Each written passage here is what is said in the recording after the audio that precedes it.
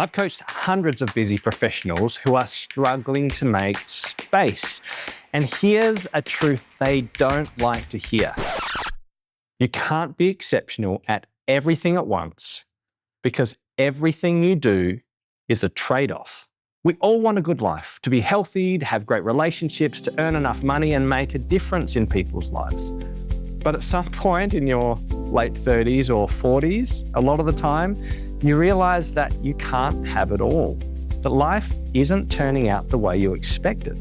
You can't have the perfect body and the mansion at the beach and a high-flying career and an amazing marriage and close friends and deep connections with your kids and fantastic, interesting hobbies and a deep, rich, internal life. At least you can't have it all at the same time. Something has to give. Whenever you spend energy and time in one area of your life, there's a trade-off.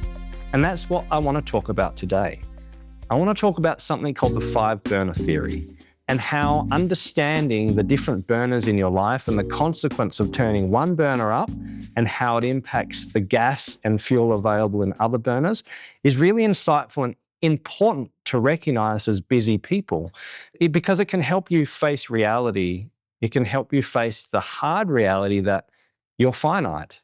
You have finite time, you have finite energy, you have finite ability to work on things, and yet the choices available to us are infinite.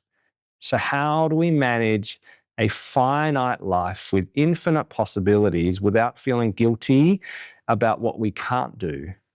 And how can we focus on the things that really matter to us to live an intentional, meaningful life? That's what we're going to talk about today. Every yes comes with a hidden series of no's. And the 5-burner theory offers you a way or a framework to help you make peace with that. My hope is that by the end of this lesson, you will not only have a sense of why you can't do everything, but you'll feel okay about it and actually receive some practical tools to help you redirect your limited time and energy into the people or the activities that truly matter to you. I first came across the 5-burner theory in a blog post by Habits author James Clear, who wrote Atomic Habits. Now, to be honest, he called it the 4-burner theory, and I've just modified it because I feel like we need one extra burner. But it's the same principle, and I'm indebted to him for the idea. So I want you to picture your life like a stovetop with 5 burners, and each burner represents a key area or domain of your life. There's health, relationships, work, knowledge, and the inner life. These 5 areas don't represent every area of your life, but it's a pretty good summary of the things that matter to us broadly as humans. So health, it's your physical health, it's your mental health, it's your energy and capacity to do things from a physical perspective. Relationships, it's about the connection you have with family and friends and people who are close to you, the equity or the capital you have relationally with people in terms of connection and relationship. Work is about career and money and finances and investing in the world through the things you do at work. And knowledge is about learning. It's about growth and reading and studying and pursuing knowledge to contribute to your work and to contribute to your life. It might include degrees and qualifications or simply the knowledge you gain through reading books and listening to podcasts or YouTube videos like this one. And finally, there's the inner life, which is about your spiritual health. It's about your inner practices, and it's about having peace and kindness and generosity and being able to forgive from the heart. It's the internal stuff that actually makes the external stuff work. This is the 5th burner I've added in terms of the framework because I think it's an important part of life that we often neglect. And here's the big idea. You can't blast all 5 burners on full, on high, all at the same time. Life doesn't work that way. You simply can't do everything. You simply can't have it all at the same time. Because try as you might, you can't do it all. Everything you do has consequences. If you spend more energy and time in one area of life, let's say your career, well, then you have less area and time for your spiritual life or your physical health or quality relationships with friends. And it's why I love this metaphor, because I think it's deeply helpful when it comes to maybe accepting what you can and can't do with your life and when it comes to actually making wise, thoughtful choices about how you use your time. Because as I mentioned before, life is finite. You have finite energy, you have finite time, you have finite energy, and yet we are marketed to in a world which just promises more and more and more. You need to do more. You need to be more. You need to buy more. You need to experience more. There are endless opportunities in work and life about what we can and should do. And we need to self-invent who we are and find our identity in all the different things that we do. And yet the possibilities are endless. In this culture, it's exhausting. All the things you feel you should do, you have to do. Not only do you have to be a good worker and maybe be a good husband or wife or partner and maybe a parent, but you have to now eat chia seeds for breakfast and have cold showers for 11 minutes a week. You have to exercise at CrossFit and you have to have your eyelashes tinted a particular way. You have to do so many things just to live an okay life, and it's totally impossible. And the 5-burner theory helps us to accept the finality of life. It helps us to accept enough. I can't do it all. So what are the few burners that really matter in this season of life? What do I need to turn up? And when I turn one up, what do I need to dial down? How do I accept the consequences of the choices that I make? And how can I be at peace with the limited choices that I have so that I can enjoy life and thoroughly flourish with those choices because they've been intentionally made and they truly matter? It's a great analogy and it's very, very helpful in practice. Now, I know at first the idea that there are boundaries and limits and that life is finite can be depressing, but actually I feel the opposite.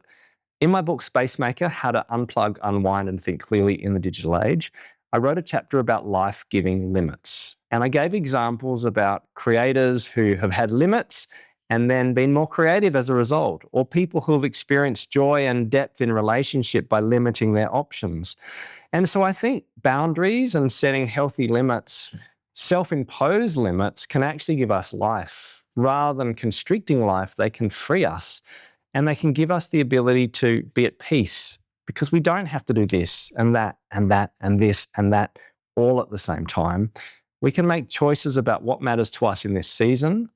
If we accept the limits and boundaries that we choose to set, well, then we can work within them and experience great freedom and depth. But it changes our perspective and it requires a change in mindset that life can be better with limits and that limits can be life-giving, that boundaries can be not constraining, but actually enhance the quality of our life if we're willing to let go of our options and actually make commitments to what truly matters to us. And that's really partly why the 5-burner theory truly works. It's an acknowledgement of reality that you can't have it all, but you can choose the things that matter. And you can choose to turn up one thing as long as you're willing to accept the consequences on other areas of your life for that season. So I love a quote by Oliver Burkeman from 4,000 Weeks who said something very similar. He says this, that once you stop believing that it might somehow be possible to avoid hard choices about time, it gets easier to make better ones. You begin to grasp that when there's too much to do, and there always will be, the only route to psychological freedom is to let go of the fantasy of getting it all done and instead focus on doing a few things that count. I think that's beautiful. I think it's wise, and I think it aligns with reality. When we let go of the fantasy that we can get everything done and that we can be everything and do everything all at once, well, then we can give ourselves the permission to be at peace with the few things that we choose to do and to make space for what truly matters. Okay, so let's get practical. How do we apply the 5-burner theory in real life? How has it helped me? How will it help you to actually make better decisions and be more at peace with the choices that you have available? Well, I want to give you 5 principles, one for each burner, although they don't really match up, but 5 principles to understand the 5-burner theory. The first principle is choose your season. The truth is you can't have all 5 burners blazing at once, but you can burn 1 or 2 pretty hot, depending on the season, as long as you choose your season wisely and with intentionality. Ask yourself the question, which 1 or 2 burners need to burn brighter in this season, recognizing that there'll be a consequence in other domains or areas of your life. I remember when I was young, in my early 20s, I had heaps of health and lots of energy, Well, it was a season to burn the candle at both ends. I burnt the candle high on study because I needed to work hard and study lots. I turned the burner up on relationships and I built lots of relationships. I was very social and spent lots of time with people, and I'm so glad I did. If I'd continued to not have enough sleep and maybe use my body the way I was, it probably wouldn't be healthy when my 40s hit. But in my 20s, it was a good decision to turn down my health burner and turn up my relational burner, my study burner, in order to experience the kind of fun, adventurous life that I had. Similarly, I've had 3 young kids, and every time I had a new baby, it was a season where my relationship burner went zing, because it was all about my kids and my family and just surviving. I tried to work and I probably had my work burner up fairly high, but my friendship burner went down. And my health burner went down because I didn't have as much sleep as I should have. And I didn't have as much energy and time to invest in high level exercise. And that's okay because that was the season. I've noticed with my aging parents that as they get old, you hit a season where health becomes the burner you need to turn up the most. You need to spend a lot of energy and time into staying healthy, into caring for your health, and to actually looking after your body at the expense of other things like work and finances, and that's okay. The point is that you don't have to have all 5 burners on simmer, somewhat mediocre, so-called balance. In fact, I don't think life really works like that. The secret is to know what's burning hot and to accept that there'll be a consequence for different seasons of life, but to be deliberate in what you're burning and why you're burning it. Principle number 2, not all burners are equal. Not all burners are equal. Some are actually smarter to burn than others. The burners that we most naturally burn in our culture are the financial and career burners because we're told that more money and more career is actually the equivalent of more happiness. But the research doesn't show that. In fact, the research suggests the opposite, that actually investing in relationships, in your inner life and in your physical health is probably a smarter use of your time if you had to trade something off, at least across the landscape of your life. You do need money, and a career matters. I care very much about both things, but after a certain level of financial security, more money doesn't mean more happiness. And yet, the research in longitudinal studies shows that the quality and depth of your relationships is the number one predictor of health and happiness. So don't neglect friends and close people in your life at the expense of money. Certainly not for too long, because it'll come back to bite you. Relationships matter. The burner is more valuable as a whole than the financial and career burner. Same is true with health. We know the expression, a healthy person wants 1,000 things, a sick person wants one thing. If you lose your health, it's all that matters. Don't neglect the health burner for too long because it's important. It's a valuable burner. And the same is true with the inner life. People who have a deep and rich inner life are happier and healthier. It's important to pay attention to your mental health and to your soul, to slow down, to make space, to invest in your heart and to process your emotions, because who you are on the outside will play out in all the areas of your external life. So not all burners are equal. Don't neglect your inner life, your relationships, and your health for too long at the expense of other less valuable burners like knowledge and money. Principle number 3, turn down but don't turn off any burners. You don't want any burner to extinguish entirely. That's an issue. Yes, there are seasons where your work is really, really important or family is really, really important, but you can't just give up on your friendships entirely and say, I'll see you in 20 years. The principle is, spend what you have, but don't go bankrupt in any particular area, because bankruptcy in relationships or finances or mental health or the inner life is not a good thing. It's not worth it. So turn down your burners, but don't turn them off. My friend Matt Bain from the Space Makers podcast likes to say that we need a minimal viable dose. Even if you have to turn up 1 or 2 burners on full for a season of life, you need a minimal viable dose of relationships with people you care about. You need a minimal viable dose of time for your physical health, your mental health, and time for your inner life. Or similarly, you need a minimal viable dose of financial independence and health and security. You can't ignore your finances and get into debt. You can't ignore your knowledge and stop enriching your mental life. The point is, be thoughtful about how much you turn off your burners and don't let them disappear entirely. Principle number 4, I want you to review and reset your decisions on a regular basis. Life changes very quickly. How do you reflect and consider whether the mix of fuel, the burners on your stovetop are at the optimal level for this season of life? So have a stovetop review. Consider, well, is it still right for my career burner to be on so high? Or is it still right for my family burner to be on so high? What might it look like for me to turn that down a bit and to turn up my relational burner? Or to turn down my relational burner and to turn up my inner life burner because I'm starting to feel anxious and frantic and I need to actually have some stillness in my soul. Does that make sense? So have a stovetop review once a quarter, once every year. Reflect on what matters most to us in this season. Where will I put my energy? Am I okay with the consequences?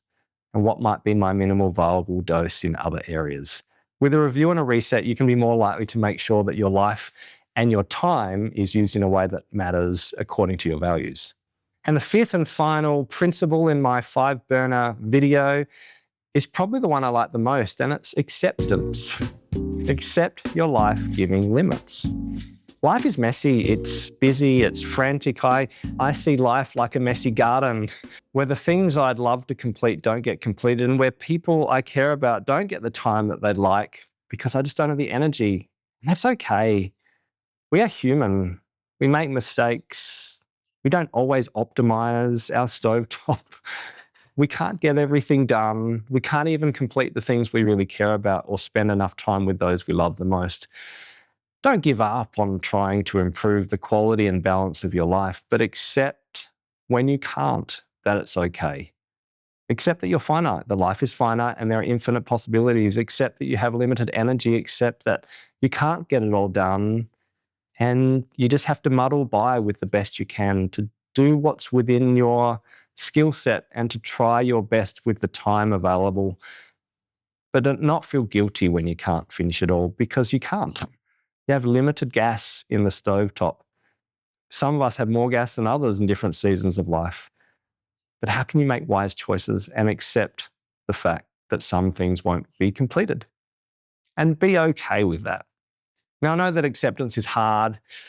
Particularly setting boundaries can be hard, and to do so without guilt. So if you struggle with the fact that you can't get it all done, if you struggle saying yes when you should have said no, or if you struggle to say not yet in order to rebalance your stovetop, well, then I have a free ebook and a free audiobook at spacemakers.au/no. I've got an ebook that talks about how to say no for a greater yes. And I go through my reset framework to help you reimagine your story, to consider your emotions when you set boundaries, and to develop new tactics in order to say no in a smarter, loving, relational way. You might find that useful. Feel free to download it and listen to the audiobook. It's just 1 hour. So to finish, that's the 5 burner theory that I've modified from the 4 burner theory from James Clear.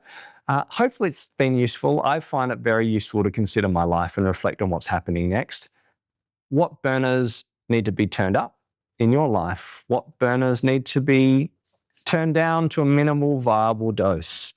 What parts of your life need to be subtracted? What parts of your life need to be emphasized? And where do you simply need to accept that this is where I'm at right now and that's okay because time and energy are finite and I'm just human. Remember, it's okay not to get it all done. In fact, that's the whole point. Make peace with life-giving limits and be intentional in how you shape your precious time as best you can this day. But until next time, make space.